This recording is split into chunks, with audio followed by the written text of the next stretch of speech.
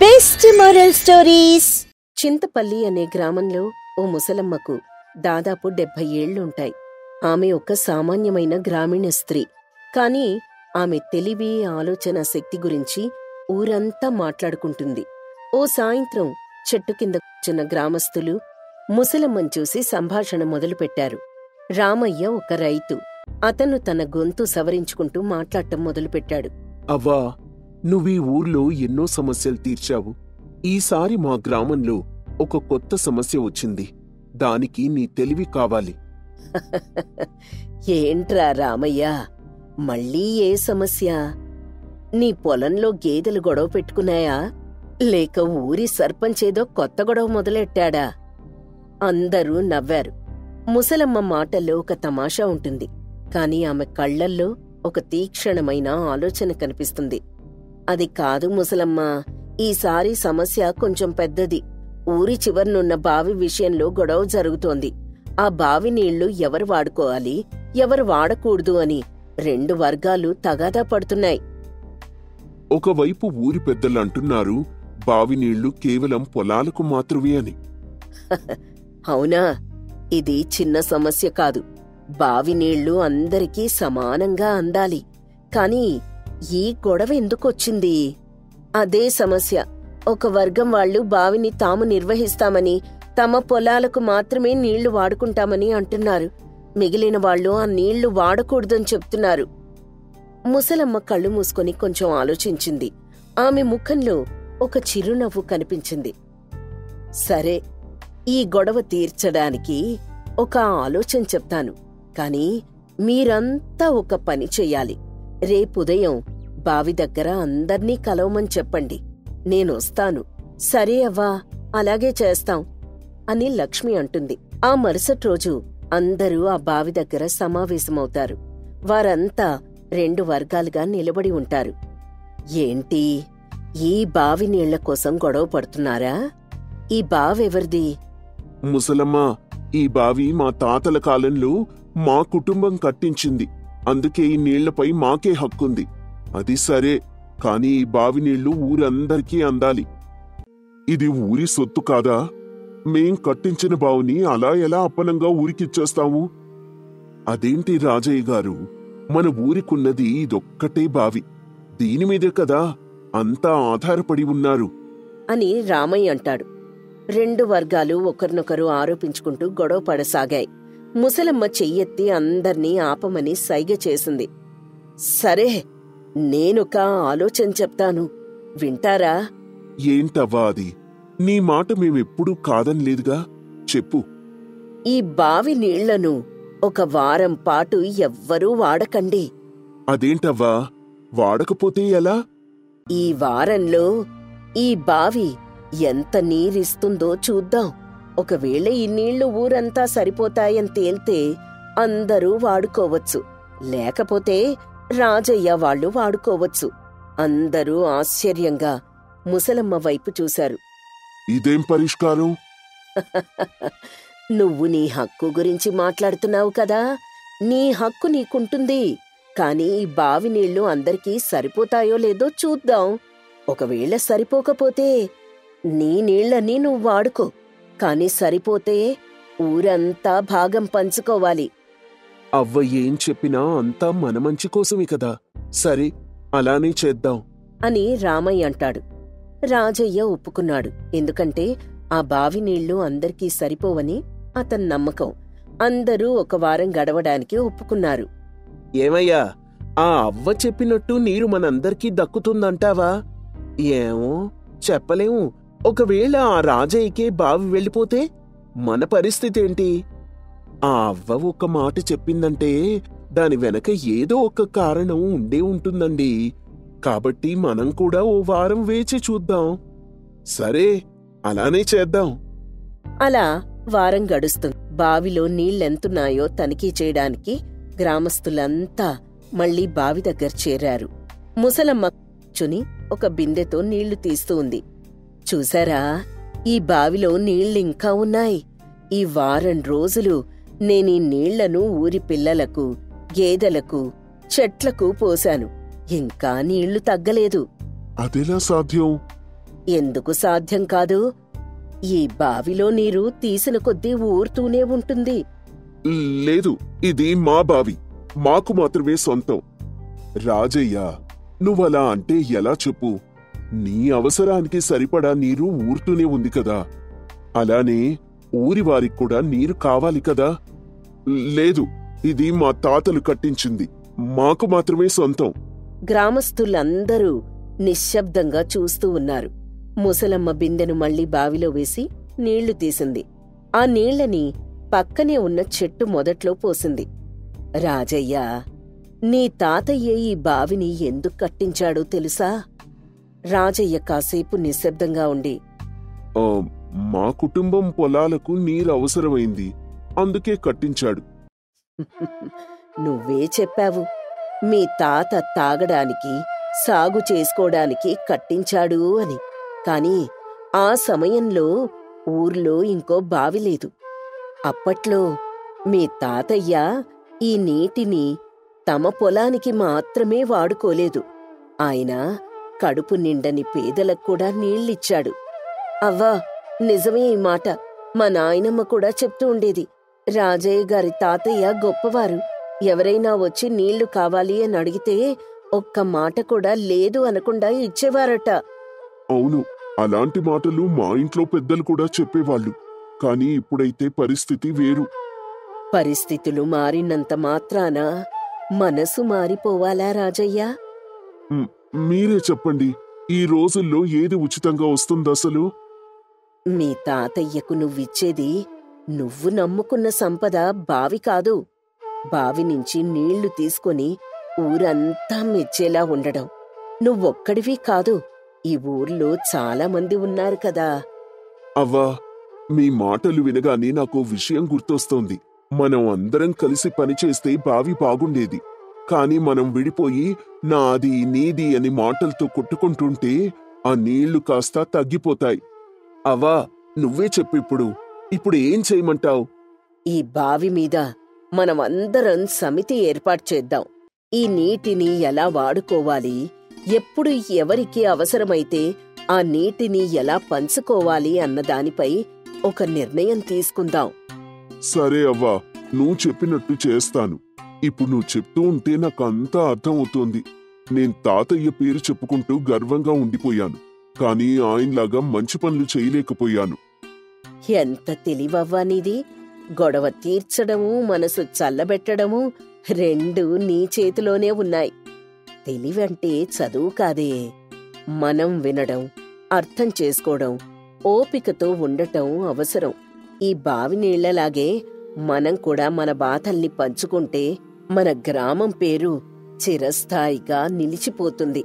అప్పుడు రాజయ్య వేగంగా ముందుకొచ్చి ముసలమ్మకి నమస్కరిస్తూ, అవ్వా, నీ వల్లే నిజంగా నాలో మార్పు వచ్చింది. ఇప్పట్నుంచి ఇది నా బావి కాదు, ఇది మనందరి బావి. చాలు రాజయ్య, నీలా ఒక్కరు ముందుకొస్తే ఊరంతా కలిసికట్టుగా జీవించగలుగుతుంది. వారం రోజులు నీళ్లు ఎవరూ వాడకపోవడం వల్ల నీళ్ల విలువ అందరికీ తెలిసింది. అవ్వా, మనం ప్రతిరోజు నీళ్లు తీసుకునే ముందు ₹1 ఇస్తే ఆ డబ్బులతో బావిని మరింత బాగు చేస్తే ఎలా ఉంటుంది? అవునవును, మంచి ఆలోచన. బావి శుభ్రంగా ఉండాలన్నా, నీరెప్పటికీ ఊరుతూ ఉండాలన్నా దీని సంరక్షణ అవసరం. మనం అది మర్చిపోకూడదు అని లక్ష్మి అంటుంది. అలా రోజులు గడుస్తాయి. కొద్ది రోజులకి అంతా సర్దుకుంటుంది. ఆ తర్వాత ఓ రోజు మరోసారి పంచాయతీ దగ్గర అందరూ కలుస్తారు. ఏ పని చేసినా అందరూ కలిసి చేస్తేనే శుభం జరుగుతుంది. ఈ రోజుతో మన ఊర్లో గొడవ ముగిసింది. కానీ ఈ సంఘటన మనందరికీ పాఠం కావాలి. అవ్వా, నువ్వు లేకపోతే మేమేమైపోయేవాళ్లము. నీలాంటి వారే ఊరికి చాలా అవసరం. నేనెప్పటికీ ఉండను బాబూ, కాని మీరు మాత్రం ఎప్పటికీ ఉండాలి. ఈ మాటలు, ఈ పాఠాలు మీరే భవిష్యత్తు తరానికి తెలియచెప్పాలి. ఒకరితో ఒకరు గొడవ పట్టం కంటే కలిసిమెలిసి ఐకమత్యంగా ఉండటం ఎప్పటికైనా మంచిది. అవ్వా, ఈ రోజు మాతో ఇలా మాట్లాడినందుకు మాకెంతో సంతోషంగా ఉంది. నువ్వు చెప్పిన మాటలు వెలకట్టలేనివి. నా మాటల్లో తెలివి ఉండకపోయినా మన ఊరికి మేలు జరిగిందంటే చాలు. అదే నాకు సంతోషం. ఇప్పుడీ బావిని చూడండి. నీరు మాత్రమే కాదు, మన ఐక్యత కూడా ఇందులో నిండి ఉంది. నిజమే అవ్వా, ఎప్పటికీ ఇలానే ఉంటే బావుండు. ఇది తప్పు. కాలం ఎప్పుడూ ఇలానే ఉండదు. ఎంతో మంది కొత్తవారొస్తారు, కొత్త సమస్యలొస్తాయి. ఈరోజు నేనున్నాను కాని రేపుండకపోవచ్చు. కాబట్టి ఎంత పెద్ద సమస్య వచ్చినా ఐకమత్యంగా ఉండాలి. నిజమే అవ్వా, అలానే మేం కలిసిమెలిసి ఉంటాం. మీరు మాత్రమే కాదు, మీ పిల్లలకు కూడా ఇప్పట్నుంచే ఇవన్నీ నేర్పించాలి. అవునవ్వా, నీకు తోచిన కథలు నువ్వే వారికి చెప్తూ ఉంటే కొంతైనా వారి జ్ఞానం వస్తుంది కదా. అందులో ఏముంది, రోజూ సాయంకాలం ఈ చెట్టు దగ్గర కథలు చెప్తాను. పిల్లలకే కాదు, నీ అనుభవాలు, నీ తెలివి మాక్కూడా ఎంతో అవసరం. మేం కూడా వింటామవ్వా. సరే సరే, అందరూ రండి అని ముసలమ్మంటుంది. భౌతిక సంపద కంటే మానవ సంబంధాలు ముఖ్యమని ఒక ముసలమ్మ తెలివిగా, ఓర్పుతో ఒక ఊర్లో జరుగుతున్న పెద్ద గొడవను పరిష్కరించింది. ఇది నిజంగా తెలివైన తీర్పు. గణపవరం అనే గ్రామంలో రామయ్య అనే రైతు ఉండేవాడు. అతని భార్య సీత, ఆమె గృహిణి. వారు ఇద్దరు పిల్లలతో కలిసి హాయిగా జీవించేవారు. అతనికి పొలం ఉన్నా కూడా అది సరిగా పంట పండదు. కాని ఊర్లో మాత్రం అతని మాటకు విలువుండేది. అదే అతను ఆస్తిగా భావించేవాడు. ఓ రోజు అతని భార్య, ఏవండి, ఈరోజు పొలంలో ఏం చేద్దామని. ఏం చేస్తాను సీత, నీళ్లు లేక పంట ఎండిపోతుంది. ఈ ఏడాది కూడా దిగుబడి రాదేమో. అయినా మీరు ఊరి పెద్దలతో మాట్లాడి ఆ కాలవ నీళ్ల సమస్య గురించి చెప్పండి. నా మాటకి విలువుందని నువ్వనుకుంటున్నావా? నేను పేదవాణ్ణి సీత. ఒక మాట అడగడానికి పేద ధనిక ఏంటండి? సరే, నువ్వు చెప్పినట్టు ఒకసారి ప్రయత్నించి చూస్తాన్లే అని వీళ్ళిద్దరూ మాట్లాడుకుంటూ ఉండగా వాళ్ళ ఇద్దరి పిల్లలు బడ్నించి ఇంటికొస్తారు. నాన్నా, బళ్ళో మాస్టర్ చెప్పారు, మా పాఠశాల గోడలు పాతపడిపోయాయట. బాగు చేయడానికి డబ్బు కావాలట. అవునాన్నా, ఒక గోడ ఇప్పుడే పడిపోయేలా ఉంది. మీరేదైనా చేయండి నాన్నా. సరే పిల్లలు, నేను ఊరి పెద్దలతో మాట్లాడతాను. కాని మీరు కూడా బళ్ళో బాగా చదువుకోవాలి, సరేనా? సరేనాన్నా, నువ్వు చెప్పినట్టే చేస్తాము. ఏంటండి, ఈ విషయం గురించైనా మాట్లాడతారా లేదా? మాట్లాడతాను సీత. మన పిల్లల భవిష్యత్తు కంటే మనకేదీ ఎక్కువ కాదు అని చెప్పి రామయ్య ఊరి సమస్యలను పరిష్కరించాలని అనుకున్నాడు. ఆ రోజు సాయంత్రం ఊరి చావిడి దగ్గర సమావేశం జరిగింది. ఊరి సర్పంచ్ వెంకట్రావు, పాఠశాల మాస్టారు సత్యనారాయణ, ఇంకా కొంతమంది పెద్దలు హాజరయ్యారు. ఏమండి, ఈ రోజు ఏ సమస్య గురించి మాట్లాడదాం? సర్పంచ్ గారు, మా పాఠశాల గోడలు పాతబడిపోయాయండి. బాగు చేయడానికి కనీసం 1,00,000 రూపాయలు కావాలి. ఊరివాళ్లే ఏదైనా సాయం చేయాలి. సరే, ఆలోచిద్దాం. ఇంకా ఎవరైనా ఏదైనా చెప్పాలనుకుంటున్నారా? సర్పంచ్ గారు, పాఠశాల సమస్యతో పాటు మా పొలాలకు నీళ్ల సమస్య కూడా ఉందండి. కాలువ నీళ్లు సరిగ్గా రావడం లేదు. ఈ 2 సమస్యలు పరిష్కరిస్తే మన ఊరు బాగుపడుతుంది. రామయ్య, నీ మాటలు నిజముందయ్యా. కాని డబ్బెలా సమకూరుస్తాను చెప్పు? ఊర్లో అందరూ సహాయం చెయ్యాలి మరి. అవును, నిజమే. ఇది ఒక్కళ్ల వల్ల అయ్యే పని కాదు. అందరూ సాయం చేయాల్సిందే. మీ దగ్గర ఏదైనా ఉపాయం ఉంటే చెప్పండి, ఆలోచిద్దాం. సర్పంచ్ గారు, నేనొక ఆలోచన చెప్తాను. ఊర్లో ఏదైనా ప్రదర్శన పెడదాం. ఎవరికి తోచింది వారక్కడ ప్రదర్శించవచ్చు. దాని ద్వారా వచ్చిన డబ్బుని మనం ఊరి కోసం ఉపయోగిద్దాం. రామయ్య, నీ ఆలోచన బావుంది. కానీ ఈ ప్రదర్శనకు ఊరంతా ఒప్పుకుంటుందా? నేను ఊర్లో అందరితో మాట్లాడతానండి. నా మాటకు విలువుందని నమ్ముతున్నాను. సరే రామయ్య, నీ ప్రయత్నం నువ్వు చెయ్యి. ఇకంతా దేవుడిదయ్యా. అబ్బో, చాల్లే. ఈ ఊరి వాళ్ల గురించి నాకు తెలీదా ఏంటి? అందరికంటే డబ్బున మనిషిని. నేను చెప్తేనే వినరు, వీడు చెప్తే వింటారా? కిట్టయ్యా, ఇది చాలా తప్పు. సాయం అడగడంలో తప్పేంటి? పైగా ఇది మన ఊరికి ఉపయోగపడుతుంది. వీలైతే సాయం చెయ్యి, అంతేగాని ఇలా మాట్లాడకు. పర్వాలేదులేండి వెంకట్రావు గారు. అతను చెప్పింది కూడా నిజమే కదా. అయ్యో రామయ్య, నువ్వవేవి పట్టించుకోకు. నీకు తోచింది నువ్వు చెయ్యి. సరే వెంకట్రావు గారు అని చెప్పి రామయ్య అక్కడి నుంచి వెళ్ళిపోతాడు. మరుసటి రోజు రామయ్య ఊర్లోని ఇళ్లన్నీ తిరిగాడు. అతను పెద్దలు, యువకులు, పిల్లలతో మాట్లాడాడు. ఒక ఇంట్లో ఊరి వ్యాపారి రమణమ్మతో సంభాషణ ఇలా జరిగింది. రామయ్య, నువ్వు చెప్పిన ప్రదర్శన ఆలోచన బావుంది, కాని ఇంత పెద్ద పని ఎలా చేస్తాను చెప్పు. రమణమ్మ గారు, ఊరంతా కలిస్తే ఏ పనైనా సాధ్యమే. మీరా ప్రదర్శనలో చిన్న దుకాణం పెట్టండి. పిల్లలు చేత్తో చేసిన వస్తువులు, మనం పండించిన పంటలు అమ్ముదాం. ఆ డబ్బు పాఠశాలకు, కాలువకు ఉపయోగపడుతుంది. నీ మాటలో నీతుంది రామయ్య. సరేలే, నేను సహాయం చేస్తాను. నేను ప్రదర్శనలో ఏవైనా వస్తువులు అమ్ముతాన్లే. సరేనమ్మా, ఇక నేను వెళ్ళొస్తాను. ఇలా రామయ్య ఊర్లో ప్రతి ఒక్కరితో మాట్లాడాడు. అతని నిజాయితీ, మంచి మాటలు అందర్నీ కదిలించాయి. ఊరు మొత్తం ప్రదర్శనకు సిద్ధమైంది. అక్కడ ఎవరికి తోచింది వారు ప్రదర్శిస్తూ ఉన్నారు. దానికోసం పక్క ఊర్నించి కూడా జనాలొచ్చారు. అబ్బో, జనం బాగానే వస్తున్నారే. మరి మన రామయ్య మాటంటే ఏమనుకున్నారు? అంతా అతని ప్రచారం వల్లే. అదేమీ లేదు, ఏదో ఇక్కడ ఏం జరుగుతుందా అనే ఆత్రంతో ఇంతమంది వస్తున్నారంతే. డబ్బులు రావాలిగా. పోన్లేండి, డబ్బు లేకపోయినా ఇంతమంది వస్తున్నారు అంటే ఈ ఊరి గురించైనా తెలుసుకుంటారు కదా.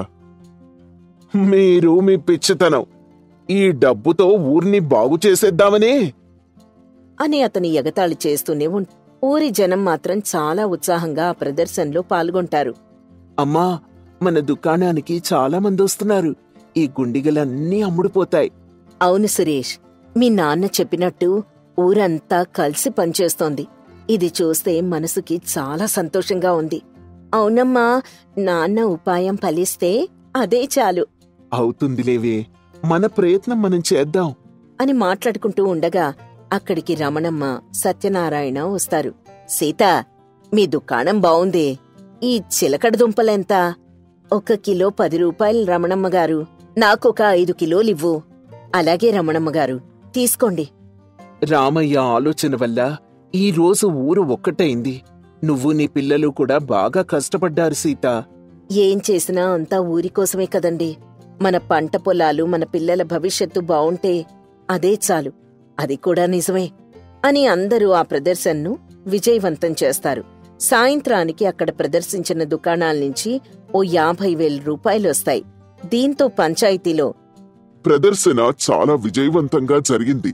చుట్టుపక్కల ఊళ్ళ నుంచి కూడా ప్రజలు రావడం చాలా సంతోషంగా ఉంది. అవునయ్యా, నిజమే. మాకిది చాలా బాగా నచ్చింది. కానీ మనకు మొత్తంగా 2 లక్షల రూపాయల అవసరం ఉంది. కానీ ఇప్పుడు కేవలం 50,000 మాత్రమే మన చేతికొచ్చాయి. నేను చెప్పానా? అప్పుడే చెప్పానా? నా మాట విన్నారా? అసలిప్పుడు చూడండి, అంత కష్టపడినా కూడా ఫలితమే లేదు. అబ్బా, నువ్వుండవయ్యా, పుండు మీద కారం చల్లినట్టు. లేకపోతే ఆ రామయ్య మాట అంతా వింటారు అని ఓ తెగ పొగిడేశారు కదా. అయ్యా, నా వంతు ప్రయత్నం నేను చేశానండి. ఆ డబ్బు పాఠశాలకి ఉపయోగించండి. పంట పొలాలకు మరేదైనా చేద్దాం. లేదు రామయ్య, మనం ముందుగా పంట పొలాలకు ఉపయోగించకపోతే పంటలు నాశనమవుతాయి కదా. అన్నిటికంటే పిల్లల భవిష్యత్తు మనకి ముఖ్యమండి. అది కూడా నిజమే, కానీ అని వీళ్లంతా మాట్లాడుకుంటూ ఉండగా అక్కడికి సర్వం అనే ఒక వ్యక్తొస్తాడు. అయ్యా, నాది పక్కూరు. ఇక్కడ రామయ్య గారెవరో నాకు తెలీదు. మా అయ్యగారు అతనికి డబ్బివ్వమని పంపించారయ్యా. మీ అయ్యగారా? ఎవరసలు? ఇదిగో ఇతనే రామయ్య. నేనేనండి. నాకెందుకు ఈ డబ్బు? అసలు ఎవరు మీ అయ్యగారు? అయ్యా, మా అయ్యగారు పక్కూరి సర్పంచ్. మొన్న మీ ఊర్లో జరిగిన ప్రదర్శన చూశారట. దాన్ని నిర్వహించింది మీరే అని తెలిసింది. దాని వెనక్గల కారణమేంటో కూడా తెలుసుకుని ఈ 2 లక్షల రూపాయలు మీకివ్వమని చెప్పారు. మన కష్టం వృధా పోలేదండి. చూడండి, మీ ఉపాయం వల్ల మనకి కావలసిన దానికంటే కూడా ఎక్కువ డబ్బొచ్చింది. నిజమే సీత. బాబూ, మాకు కావలసింది 1,50,000 మాత్రమే. మిగిలిన డబ్బు మీ అయ్యగారికిచ్చేసి మా గ్రామం అందరి తరపున ధన్యవాదాలు కూడా చెప్పు. అలాగేనయ్యా అని ఆ డబ్బు తీసుకుని వెళ్ళిపోతాడు. వారం తర్వాత పాఠశాల గోడలు బాగుచేయడం మొదలైంది. కాలవ నీళ్ల సమస్య కూడా పరిష్కారమై పొలాలకు నీరు అందడం మొదలైంది. ఊరు మొత్తం రామయ్యని సన్మానించడానికి సమావేశం ఏర్పాటు చేసుకున్నారు. రామయ్య, నువ్వు పేదవాడివై ఉండొచ్చు, కానీ నీ ఉపాయం, పలుకుబడి ఈ ఊరిని ఒక్కటి చేసింది. నీ మాటలు, నీ నిజాయితీ వల్ల ఈ రోజు మన ఊరు బాగుపడింది. రామయ్య, నువ్వు మా పాఠశాలకు కొత్త జీవం ఇచ్చావు. పిల్లలు ఇప్పుడు సురక్షితంగా చదువుకోగలరు. సర్పంచ్ గారు, మాస్టర్ గారు, నేనొక్కణ్ణీ ఏం చేశానండి? ఊరంతా కలిసి చేసిన పనిది. నా మాటకు విలువిచ్చినందుకు మీ అందరికీ ధన్యవాదాలు. యాండే, మీరు చెప్పినట్టే మీ పలుకుబడి మన ఊర్ని బాగుచేసింది. ఈ రోజు నాకు గర్వంగా ఉంది. అంతా మన మాట తీరులోనే ఉంటుంది సీత. నిజమే రామయ్య. రామయ్య, నన్ను క్షమించవయ్యా. నీ దగ్గర డబ్బు లేదని నిన్నేది పడితే అది మాట్లాడేవాణ్ణి. కాని డబ్బు, హోదా కంటే కూడా మనుషులతో మనం ఎలా మెలుగుతున్నామనేది ముఖ్యమని నాకిప్పుడు అర్థమైంది. మరేం పర్వాలేదండి, ఇప్పటికైనా తెలుసుకున్నారు కదా, అంతే చాలు అని చెప్పాడు రామయ్య. ఇక ఆ రోజు నుంచి గణపవరం గ్రామంలో రామయ్య పలుకుబడి గురించి అందరూ చెప్పుకునేవారు. ఊర్లో అందరూ ఒకరికొకరు సాయం చేసుకునే గుణం పెరిగింది. ఒకరోజు సురేష్, లక్ష్మి ఇంటికొచ్చి రామయ్యతో మాట్లాడారు. నాన్నా, బడిలో టీచర్ నీ గురించి చెప్పారు. నువ్వు ఊర్ని ఎలా ఒక్కటి చేశావో అందరికీ చెప్పారు తెలుసా? అవునాన్నా, నువ్వు మాకు గొప్ప గురువు. పిల్లలు, నా దగ్గర డబ్బు లేదు కాని నా మాటలు నిజాయితీగా ఉంటాయి. అవే నా పలుకుబడి.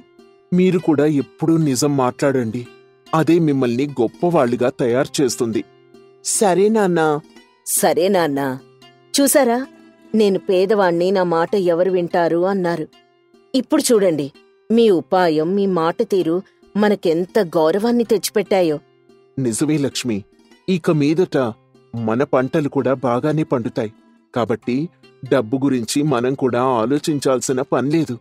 అవునండి, నిజమే అనంటుంది సీత. ఇక అప్పట్నుంచి ఆ కుటుంబంతో పాటు ఆ గ్రామమంతా కూడా చాలా సంతోషంగా ఉంటారు.